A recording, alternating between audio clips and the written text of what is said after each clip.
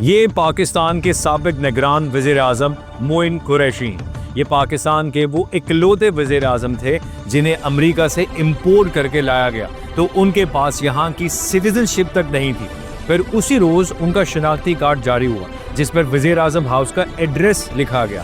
Corruption کے خلاف zero tolerance رکھنے والے معین قریشی مسٹر کلین کے نام سے بھی پکارے جانے لگے۔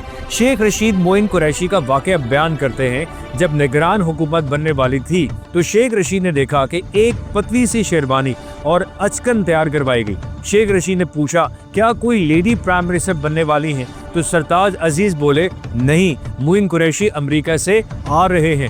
معین قریشی نے لاہور پہنچ کر اپنے والد کی قبر پر فاتح پڑھنی تھی۔ کسی سرکاری افسر کو جب معین قریشی کے والد کی قبر نہ ملی تو شیخ رشید کی تجویز کے مطابق معین قریشی کے والد کے نام سے قبر کا کتبہ بنوا کر کسی بھی انجان قبر پر نصب کروا دیا گیا۔ میانی صاحب قبرستان میں زبردست تیاریاں کی گئیں اور یوں پاکستان کے نگران وزیر اعظم نے اپنے والد کی قبر پر فاتح خوانی کی۔